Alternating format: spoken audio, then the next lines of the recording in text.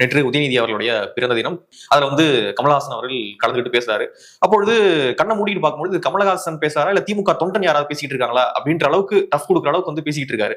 So இருட்டை பார்த்து பயப்பட வேண்டாம், உதயம் வரும், உதயநிதியும் வருவார், அவருக்கான பாராட்டு விழா நம்ம நடத்துவோம், அப்பொழுது இந்த அரங்கெல்லாம் பத்தாது அப்படின்னு சொல்லிட்டு லிட்டரலா ஒரு திமுக காரர் எப்படி பேசுவாரோ அதை தாண்டி கமலஹாசன் அவர்கள் ஸ்கோர் பண்ணிட்டு இருக்காரு அந்த மேடையில. சோ எப்படி பாக்குறீங்க உதயநிதி அவர்களுக்கு கமலஹாசன் அவர்கள் இந்த அளவுக்கு சப்போர்ட்டிவா பேசாரா அல்லது ஆதரவா எப்படி வேணா எடுத்துக்கலாம். சோ இந்த அளவுக்கு அவருக்கு அனுசரணையா பேச வேண்டிய அவசியம் என்ன? சோ இந்த ஸ்பீச் எப்படி பாக்குறீங்க? தமிழ் மக்களும் அரசியல்ல நம்ம கேர்ஃபுல்லா இருக்கும். கமல்ஹாசன் அவர்கள் செய்த அந்த விஷயம் இருக்கு பாருங்க, அது திருப்பி ரிப்பீட் ஆயிட்டு திரும்பவும் நம்ம ஏமாந்துடக்கூடாது. ஸோ கமல்ஹாசன் அவர்களை பார்க்கும் போதெல்லாம் உங்களுக்கு நடந்த விஷயங்கள் ஞாபகத்துக்கு வரணும். அப்படியே ரீவைண்ட் பண்ணி கொஞ்சம் பாருங்க, எந்த அளவுக்கு அவர் திமுக எதிர்த்து அரசியல் பண்ணார், திமுக காரங்க இவர் எதிர்த்து என்னெல்லாம் பேசினாங்க, பிஜேபியோட பி டீம்னாங்க, அப்புறம் இவர் என்ன அவங்கள பார்த்து சொன்னாரு, அவங்கதான் பிஜேபியோட பி டீம் சொன்னாரு நினைக்கிறேன் இவரு. சோ இந்த மாதிரி மாத்தி எல்லாம் பேசிட்டு இருந்தாங்க, ரிமோட்டை வச்சு டிவியை உடைச்சாரு. சோ அப்படிலாம் திமுகவை எதிர்த்த ஒரு மனிதர் கொஞ்சம் ஸ்டோன் டவுன் ஆனா நமக்கு புரிஞ்சுக்க முடியுது. கம்ப்ளீட்டா இறங்கி போய் திமுக காரனை விட திமுகவை அதிகமா பாராட்டி பேசுறாருன்னா இது சம்திங் ஃபிஷிங் ஆகல, ஏதோ சில சிக்கல்கள் இந்த கதையில இருக்கு. சோ அதனால இதை நீங்க கேர்ஃபுல்லா பார்த்துக்கணும், இது மாதிரி திரும்பவும் நடந்துடக்கூடாது. சோ நீங்க திமுக எதிர்ப்புன்னு நம்பி அவருக்கு ஓட் போடுறீங்க, அவர் கம்ப்ளீட்டா திமுக எதிர்ப்பை தூக்கி போட்டுட்டு இந்த பக்கம் நிக்கிறாரு, திமுகவோடய நிக்கிறார். சோ திரும்பவும் இது நடந்துடக்கூடாது, இது திரும்பவும் நடக்கிறதுக்கான வாய்ப்பு இருக்கு. இப்ப ஏறக்குறைய அதே மாதிரி ஸ்கிரிப்ட் இப்ப போய்கிட்டு இருக்கு தமிழ்நாட்டுல. கமல் இப்ப பண்ண வேலையை விஜய்ன்ற ஒருத்தர் பண்ணிட்டு இருக்காரு. கமல் உங்களை ஞாபகப்படுத்துறதுக்கான ஒரு எலிமெண்ட் தான். நீங்களும் அவரை பார்க்கும் போதெல்லாம் அந்த பிளாஷ்பேக் எல்லாம் ஓட்டி பாருங்க, நெவர் அகைன் பாங்க, திரும்பவும் நம்ம ஏமாந்துடக்கூடாது. சோ அந்த புரிதல் வேணும், அது ரொம்ப அவசியம். இப்ப செகண்ட் முக்கியமான ஒரு கேள்வி கேட்டீங்க, கமல் அவர்களுக்கு என்ன தேவை, இவ்வளவு தூரம் இறங்கிட வேண்டிய தேவை என்ன? மக்கள் நீதி மையம் கட்சியை பொறுத்தவரை இந்த கட்சி ஒண்ணுமே இல்லை. சோ ஒரு தலைவரோட லெவரேஜே என்ன, ஒரு தலைவரோட ஸ்ட்ரென்த்தே அவர் கட்சியில இருந்தா வருது.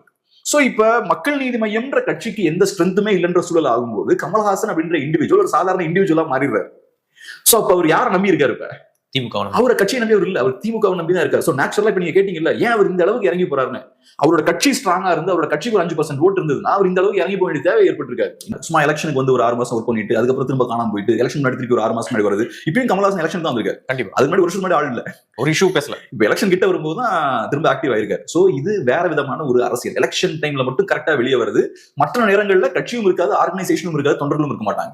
பிசினஸ்ல ஷெல் கம்பெனிஸ் சொல்லுவாங்கல்ல, ஒரிஜினல் கம்பெனிஸ் இருக்கும், ஷெல் கம்பெனிஸ் இருக்கும். ஒரிஜினல் கம்பெனிஸ்னா கம்பெனின்ற பேர் இருக்கும், கம்பெனிக்குன்னு ஒரு வேல்யூ இருக்கும், உள்ள ஒரு 1000 பேர் வேலை பார்த்துட்டு இருப்பான், ஒரு வேல்யூ ஆட் பண்ணிட்டு இருப்பான். ஷெல் கம்பெனின்றது அட்ரஸ் இருக்கும், கம்பெனிக்கு ஒரு பேர் இருக்கும், அக்கௌண்ட்ல பாத்தீங்கன்னா காசும் கொஞ்சம் இருக்கும், ஆனா உள்ள ஒண்ணும் இருக்காது, கம்பெனி ரன் ஆகாது, இது ஒண்ணுமே இருக்காது. சில நேரங்கள் நீங்க அட்ரஸ்ல போய் பாத்தீங்கன்னா அங்க கம்பெனியே இருக்காது. அந்த மாதிரி ஷெல் கம்பெனிஸ். சோ ஒரு கூடு மட்டும் தான் இருக்கும், ஒரு கம்பெனி மாதிரியான தோற்றம் இருக்கும். நீங்க ஆன் பேப்பர் பாத்தீங்கன்னா நிறைய கணக்கெல்லாம் இருக்கும், இது ஒரு கம்பெனி தான் போல நினைச்சிட்டு இருக்கீங்க. ஆனா நீங்க இடத்துக்கு போய் பாத்தீங்கன்னா கம்பெனி இருக்காது, ஷெல் கம்பெனி பாங்க. எம்என்எம் ஒரு ஷெல் கம்பெனி மாதிரி தான், ஒரு ஷெல் பொலிட்டிக்கல் பார்ட்டி. டிவிகேவும் ஒரு ஷெல் பொலிட்டிக்கல் பார்ட்டி தான். சோ அதனால மற்ற கட்சிகளுக்கும் இவங்களுக்கும் ஃபண்டமெண்டலா நிறைய டிஃபரன்ஸ் இருக்கு. ரஜினிகாந்த் பண்ண பொலிட்டிக்ஸும் இதுதான். ரஜினிகாந்த் ஒரு கட்சி ஆரம்பிச்சிருந்தா அதுவும் ஒரு ஷெல் பொலிட்டிக்கல் பார்ட்டியா தான் இருந்திருக்கும், ஒரு கூடா தான் இருந்திருக்கும். இவங்க அரசியல் கரெக்டா ஒரு சூடு பிடிக்கக்கூடிய காலத்துல எலெக்ஷன் கிட்ட வரும்போது ஒரு கட்சி அப்படின்ற ஒரு விஷயத்தை ஆரம்பிக்கிறாங்க. இவங்களுக்கு ஒரு ஃபேம் இருக்கு, அதை யூஸ் பண்ணி ஒரு பொலிட்டிக்கல் இம்பாக்டை ஏற்படுத்துறாங்க. அது சில பேருக்கு லாபகரமா அமையுது, சில பேருக்கு பாதகமா அமையுது. அதை தாண்டி ஒரு கட்சிக்கு இருக்கக்கூடிய விஷயங்கள் இருக்கும்ல, அது எதுவுமே இந்த கட்சிகள் இருக்காது. கட்சினா அதுக்கு ஒரு ஹைரார்கி இருக்கணும். ஹைரார்கி இருக்குன்னா ஒவ்வொரு லெவல்ல இருக்கவங்களுக்கு ஒரு பவர் இருக்கும், நிர்வாகிகள் இருப்பாங்க, கட்சிக்கு பொலிட்டிக்கல் ஆக்டிவிட்டிஸ் இருக்கும், ஆர்கனைசேஷன் இருக்கும், ஏதாவது ஒரு ஆக்டிவிட்டியில ஈடுபட்டுக்கிட்டே இருப்பாங்க, ஒவ்வொரு மாவட்டத்திலயும் அவங்க பிஸியா இருப்பாங்க. இது எதுவுமே இந்த கட்சிகளுக்கு இருக்காது. இன்ஃபேக்ட் அந்த கட்சிகளுக்கு அந்த ஹைரார்கின்ற அந்த ஸ்ட்ரக்சரே இருக்காது. விஜய் மட்டும் தான் டிவிக்கேல, கமல்ஹாசன் அவர்கள் கட்சியில கமல்ஹாசன் மட்டும் தான், யாரும் எதுவும் கேட்க மாட்டாங்க. ஆனா இந்த கட்சியை பொறுத்தளவுல நீங்க ஒருத்தங்க எதிரியா பிக்ஸ் பண்றீங்க, அதுக்கப்புறம் அவங்களோட இவ்வளவு தூரமா இணக்கமா போறீங்கன்றத விட சரண்டர் ஆயிட்டீங்க கம்ப்ளீட்டா. ஆனா அந்த கட்சியில எந்த ரெஸ்பான்ஸும் இல்ல. அதுக்கான காரணம் அந்த கட்சிக்கு உள்ள ஒண்ணும் கிடையாது, அந்த கட்சி ஒரு இண்டிவிஜுவல் தான், சொல்றதாங்க அவ்வளவுதான். டிவிகேவுக்கும் அதேதான், கட்சிக்குள்ள ஒரு ஸ்ட்ரக்சர் இருக்கணும், கட்சி தொண்டர்களை சார்ந்திருக்கணும், தலைவர்களை சார்ந்திருக்கணும், அப்படிலாம் இருக்கும்போது அவங்க கிட்ட பவர் இருக்கும். சோ இது ஒரு மாதிரி ஒரு ஷெல் கம்பெனி மாதிரி, ஒரு ஷெல் பார்ட்டி. இந்த பார்ட்டிஸ் சீரியஸான பொலிட்டிக்கல் பார்ட்டிஸே கிடையாது, இவங்க ஷெல் கம்பெனிஸ் மாதிரி தான் இருக்கு. இவங்களோட ரோல் என்னன்னா ஒரு 2 எலெக்ஷனுக்கு இவங்களை யூஸ் பண்ணிட்டு அதுக்கு தூக்கி போடுவாங்க. இவங்களோட தோற்றம் எங்க இருந்து வருதுன்னா இன்னைக்கு அரசியல்வாதிகள் கையில ஏகப்பட்ட பணம் இருக்கு. அதனால இந்த மாதிரியான ஷெல் கம்பெனிஸ் மாதிரி ஷெல் பார்ட்டிஸ் உருவாகிறதுக்கான ஒரு சூழலும் தமிழ்நாட்டுல இருக்கு. உலகம் முழுக்க பாத்தீங்கன்னா சினிமா இண்டஸ்ட்ரியை பொலிட்டிஷியன்ஸ் பெரிய லெவல்ல கண்ட்ரோல் பண்ணுவாங்க, அது எல்லா இடத்துலயுமே இருக்கும். அது நம்ம எல்லாருக்குமே தெரியும், பொலிட்டிக்கல் கண்ட்ரோல் ஸ்ட்ராங்கா பிலிம் இண்டஸ்ட்ரியில இருக்கு. அதனால என்னைக்கும் இந்த சிஸ்டமோட பார்ட்டா இருக்கக்கூடிய ஒரு இண்டிவிஜுவல் நம்பி போறது பெரிய ரிஸ்க். ஏன்னா அவங்க இந்த சிஸ்டமோட பார்ட் அண்ட் பார்சல். கமல்ஹாசன் அவர்கள் 50 இயர்ஸ் அவர் இந்த சிஸ்டம்ல டிராவல் பண்ணிருக்காரு, 50ல கூட டிராவல் பண்ணிருக்காரு. அப்படி இருக்கும்போது திடீர்னு ஒரு நாள் ஒன் ஃபைன் மார்னிங் இது எல்லாத்தையும் நான் மாத்தணும்னு உங்களுக்கு அந்த எண்ணம் வராது. அதனாலதான் நான் எப்பவுமே சொல்றது ட்ராக் ரெக்கார்டை பாருங்க. ஒருத்தனோட ட்ராக் ரெக்கார்டு எப்படி இருக்கு, நிஜமாவே ஸ்டார்டிங்ல இருந்து சண்டை போட்டு இருக்கானா, நிஜமாவே மக்கள் மேல அவனுக்கு அக்கறை இருக்கா, திடீர்னு ஒருத்தன் ஒரு 50 வயசுல எனக்கு அக்கறை வந்துருச்சு மக்கள் மேலன்னு வரான்னா, அதுவும் குறிப்பா அந்த சினிமா பேக்கேஜோட வராங்கன்னா அது சிக்கல் தான். இப்ப சினிமான்றது அது ஒரு தொழில். எப்படி நானும் நீங்களும் ஒரு தொழில் இருக்குமோ, எப்படி ஐடி தொழில் இருக்கோ, அது மாதிரி தொழில் தான். ஆனா இந்த ஒரு தொழில் இருக்கக்கூடிய சிக்கல் என்னன்னா, இது பொலிட்டிஷியன்ஸோட கண்ட்ரோல் இருக்கக்கூடிய ஒரு தொழில்.